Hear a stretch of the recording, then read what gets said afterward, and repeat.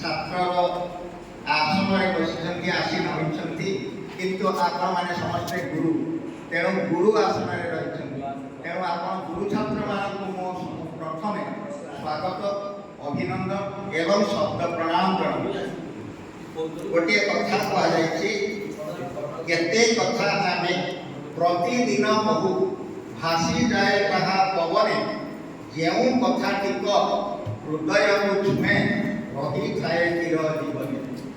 ଏ ପଦଟି ଏକ କବି ଏବଂ କବି ହେଉଛନ୍ତି ଡକ୍ଟର ବ୍ରଜନାଥ ରଥ। ଡକ୍ଟର ବ୍ରଜନାଥ ରଥଙ୍କର ଏକ କବିରୁ ମୁଁ ଏହାକୁ ଉଦ୍ଧାର କଲି। ଆପଣମାନଙ୍କୁ କମେଣ୍ଟସ କମ୍ପ୍ଲିମେଣ୍ଟସ ଏକଥା କହିବା ମାଧ୍ୟମରେ ମୁଁ ଯଦି ପଢ଼େଇବା ସମୟରେ କିଛି କାହାରିକୁ ମୋ ଅଜାଣତରେ ଦେଇଥାଏ, କିଛି ଆଘାତ ଦେଇଥାଏ ମାନସିକ ଭାବରେ, ଆପଣମାନେ ତାହାକୁ ଧରିବେ ନାହିଁ। ମୁଁ ସେଇଟା ଭାବାତ୍ମକ ଭାବରେ କହିଛି। ମୁଁ ଭାବୁଛି ଆପଣମାନଙ୍କର ଭାବାତ୍ମକ, ଜ୍ଞାନାତ୍ମକ ଏବଂ ପ୍ରୟୋଗାତ୍ମକ ଦିଗର ନିଶ୍ଚିତ ଭାବରେ କିଛି ପରିମାଣରେ ମାନେ ଉତ୍ଥାନ ଘଟିଛି।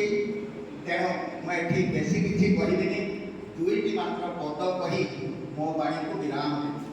ସେ ପଦ ଦୁଇଟି ହେଲା, ମୋର ମିଞ୍ଜି ମିଞ୍ଜି ଦୀପ ଅତି କ୍ଷୀଣ କାୟା, ମୋର ମିଞ୍ଜି ମିଞ୍ଜି ଦୀପ ଅତି କ୍ଷୀଣ କାୟା, ଅଳପା ଆଲୋକ ଦିଏ ବେଶୀ କିନ୍ତୁ ଛାୟା, ଭାଙ୍ଗି ଚୁରି ଭିଙ୍ଗ ପଛେ, ଭାଙ୍ଗି ଚୁରି ଭିଙ୍ଗ ପଛେ, ସ୍ତିମିତ ଦୀପରେ দীপ্তিমন্ত আনদীপে আবাহন করে, দীপ্তিমন্ত আনদীপে আবাহন করে। দীপটিয়ে নিজে জলে অন্যর পাই, আপন মানে দীপ হুঁতু, ধূপ হুঁতু। ধূপটিয়ে জলি জলি নিজে নিঃশেষ হয়ে যায়, কিন্তু অন্যকে সুরভিত করে। গুরু হচ্ছে সেই গুরু, উত্তম গুরু সিଏ ଯିଏ ଜଣେ ଚୁମ୍ବକର କାମ କରେ।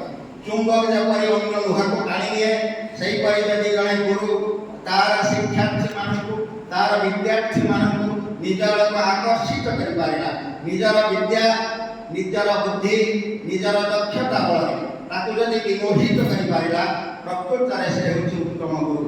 ତେଣୁ ଏହିପରି ଗୁରୁକୁଳମାନଙ୍କୁ ମୁଁ ପ୍ରଣାମ ଜଣାଉଛି। ଆପଣମାନେ ଆହୁରି ଆଗକୁ ଯାଆନ୍ତୁ, ଯେ ଆପଣମାନଙ୍କ ହୃଦୟରେ ସେହିପରି ଡେଡିକେସନ୍ ରହୁ। ତେଣୁ ABCD এই চাରୋଟି କଥା ଟିକେ ମନେ ରଖିବେ।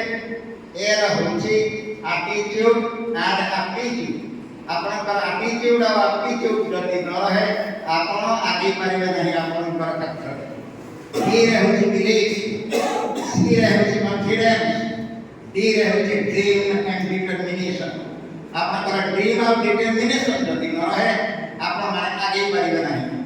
ତେଣୁ ସର୍ବଶେଷରେ ଏତିକି କହିବାକୁ ଯାଉଛି ଯେ ସ୍ନେହ ଶ୍ରଦ୍ଧା ସହାନୁଭୂତିରେ ଭିଜା ଆଖିରେ ଆଚରଣ, ନୟନରେ ନୁହେଁ, ହୃଦକନ୍ଦରେ ବିରାଜିବେ ଚିରଦିନ, ହୃଦକନ୍ଦରେ ବିରାଜିବ ଚିରଦିନ।